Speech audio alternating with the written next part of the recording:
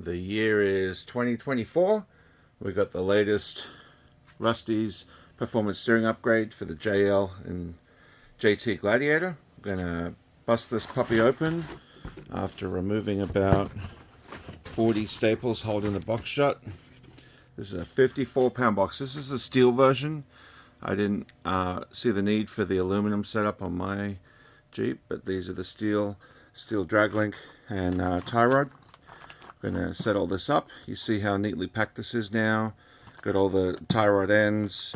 Got the steering stabilizer bracket here, and all the bits and pieces we're going to need, except some tools, some time, and some anti-seize.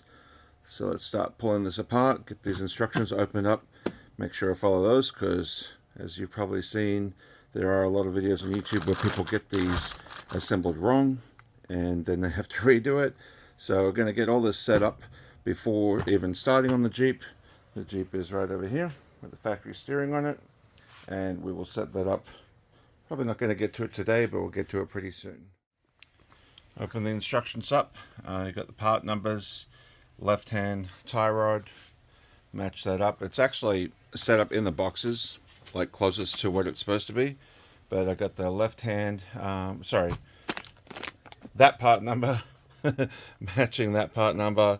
You got the drag link center bar right there matching, and then this other one here, so that's the left hand. So it's upside down right now, but gonna just do these one at a time. Inside the box, these will get to in a minute, as well as these bits and pieces. Gonna get to them as we go. But we got left-handed nuts, left-hand threads. You see the little notch on the end near the thumb, and then the other one has the right side. So don't want to get the stuff mixed up. Just going to go through it nice and slow and set it up the right way to get this put together loosely, and then we'll start setting some lengths. So I'm not sure yet if the part numbers are stamped into the product themselves. I'm betting they're not, so I'm going to keep these in their bags just so I don't mislabel it. But what I noticed real quick is the zerk fitting to the bottom of the ball joint was running around. So I'm going to pull that out, install that so I don't lose it later. And then I'm just going to pull the end of this out to start putting the nut on there, and then the washer before I put it into the tube. Just want to keep things organized here so you don't end up putting the wrong tie rod end on the wrong bit, since there are 4 of them. Alright, so still following the picture instructions there, doing the drag link. We've got the tie rod, the nut, and then the serrated lock washer. So this is the left-handed thread, reverse thread tie rod. Got the matching nut spun down in there. Got the serrated washer facing towards the nut, and then this is a picture of the tube.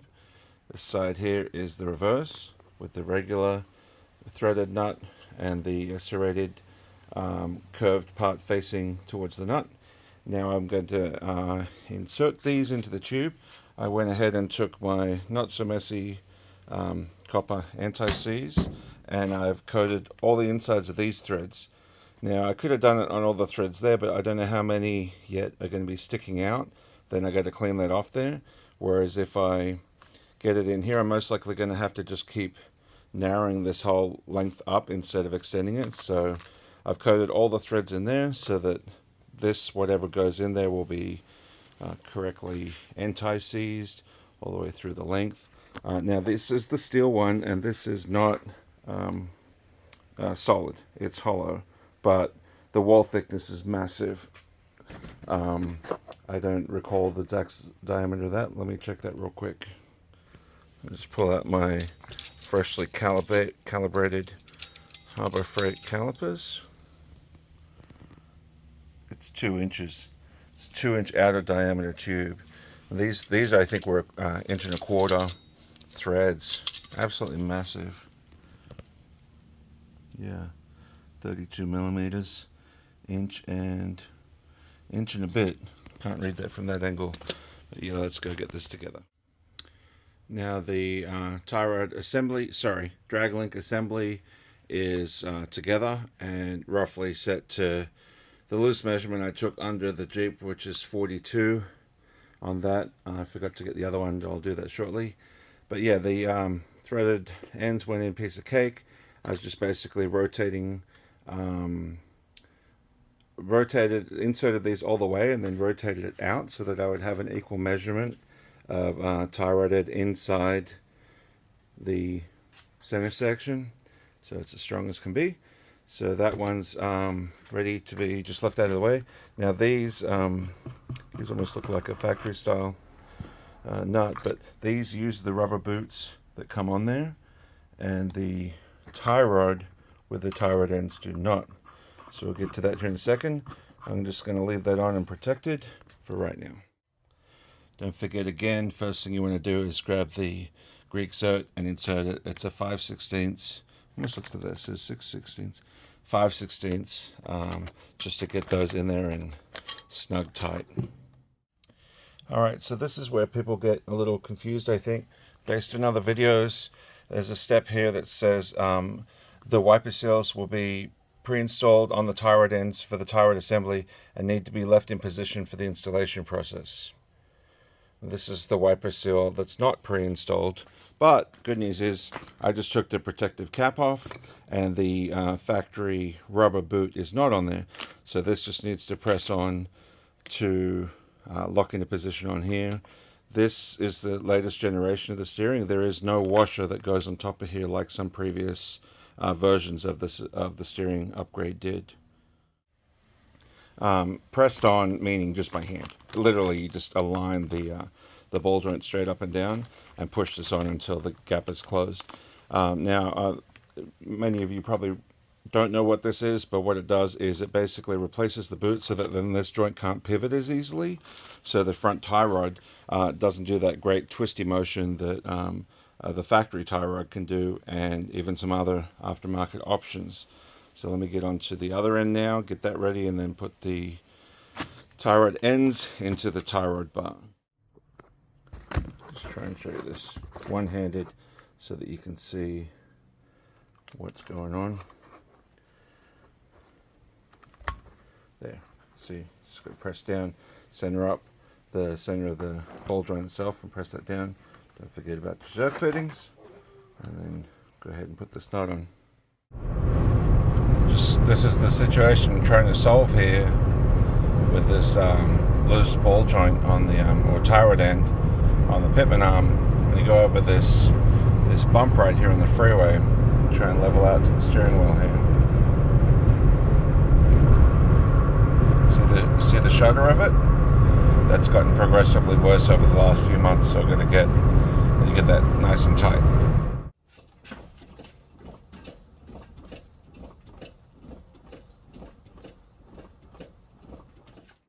Alright, I am getting things set up, ready to start pulling the parts off.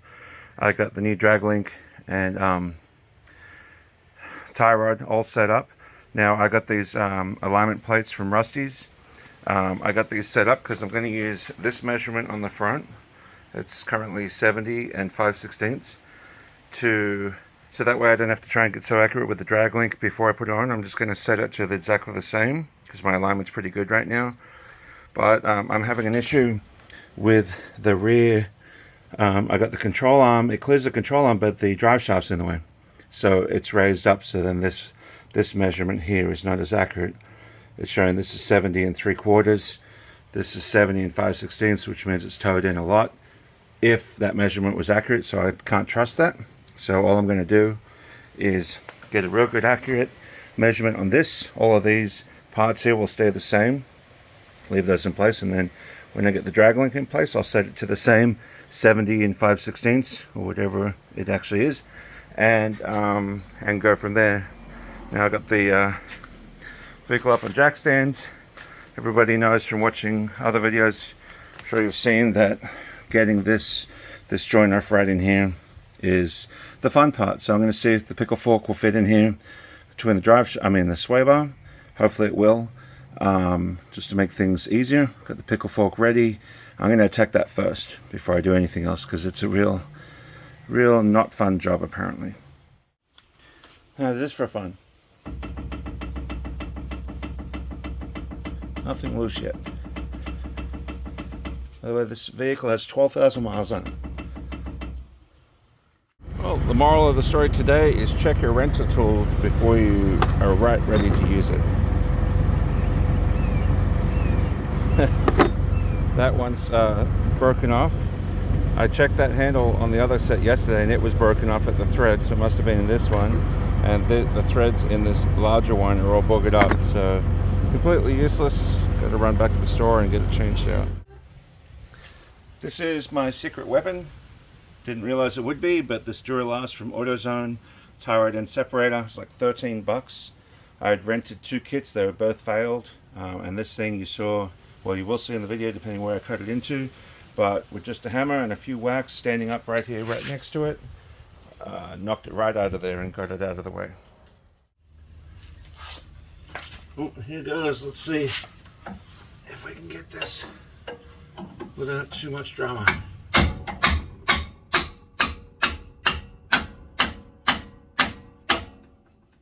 There. Well, I'm pretty happy with that. Except the pickle fork's a bit stuck, but I'll get that off in a second. The end is definitely separated, so that worked a treat. Alright, a couple moments after that, I had the drag link tie rod out after I almost forgot to disconnect the steering damper. So those are out. And back up here on the workbench, I got the factory drag link measured. Get this rotated again. I put a dead center dot right in the middle on both ends and measured at the same angle to the new one right here. 41 7/16 is what it was set to. So I've got that set using the grease zerks.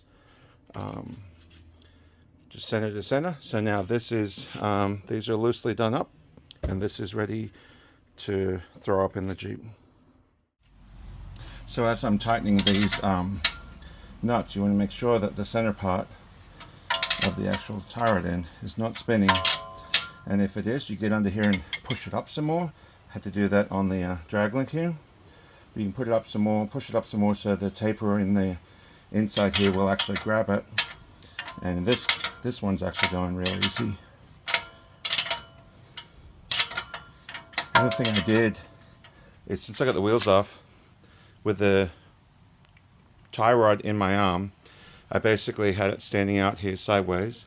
Just feed this up, hold the tie rod in the middle, get this end up there, put the nut on, then take the other end of the tie rod and just swing it around to the other side, bring the wheel hub to it, and it's a piece of cake. You don't have to be underneath there to swing the lower tie rod on, so it makes it a little bit easier.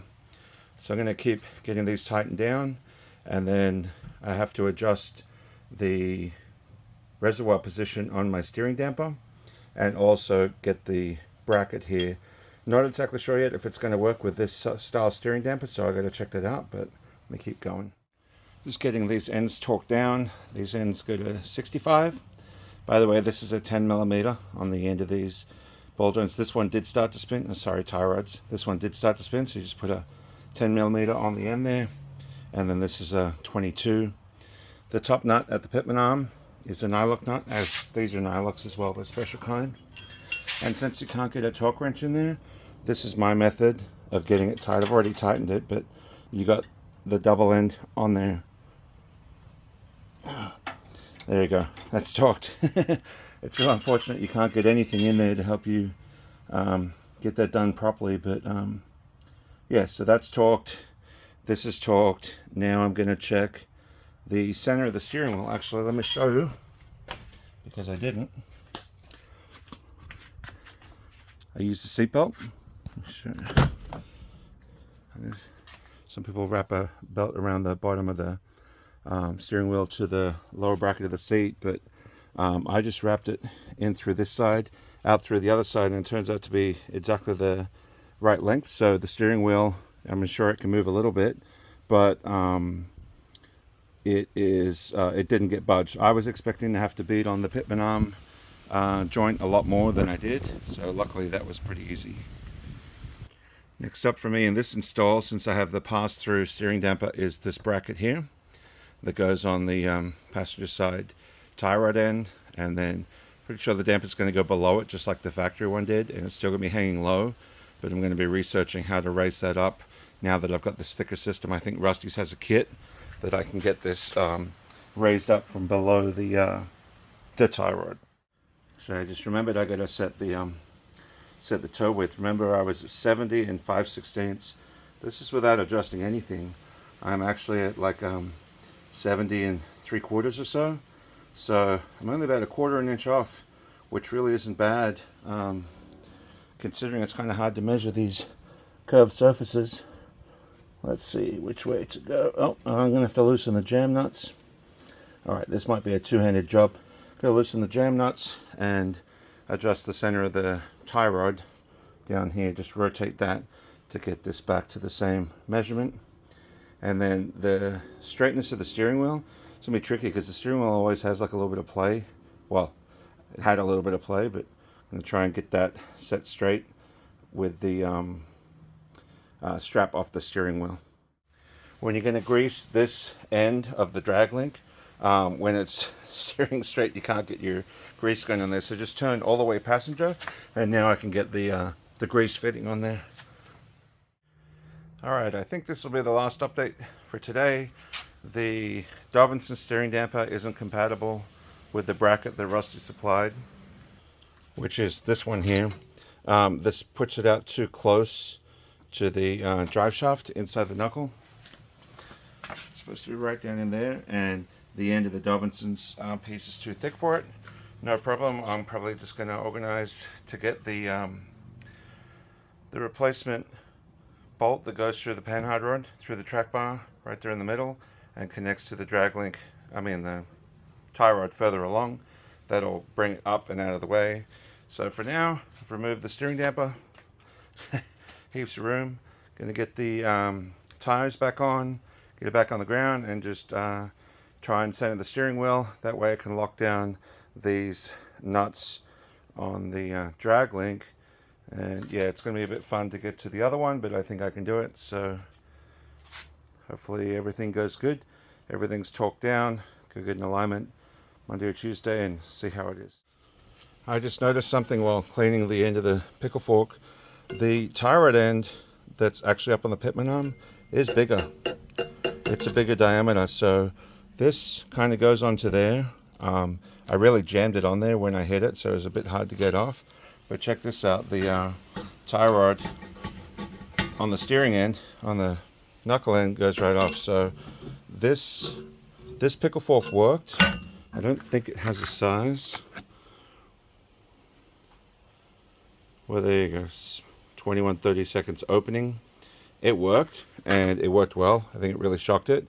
I definitely had the flat side on the top against the pitman arm, and then the other side pushed it down. I don't think I even damaged the boot. Not that I give a shit, because this thing's trash anyway, so hopefully that info helps you guys. Okay, got the steering wheel straight. That was pretty easy. First adjustment went the right way just by myself. It was only probably like that. Like one step on the clock away. Just going to go over here to where I was getting that steering wheel shake yesterday when I filmed that. But without a steering damper, I don't know how it's going to be. We'll see how it is. Alright, it's super windy today for some reason, but the car's tracking really straight. About to hit this this bump here. See what happens. Yep, still did exactly the same thing. Alright, well, definitely it has to do with toe in or toe out. I'm no alignment specialist, so to get the steering damper back on, get the alignment, and hopefully everything will be squared away, because that shimmy and that bump shouldn't be happening since all the suspension is new. Thanks guys for watching.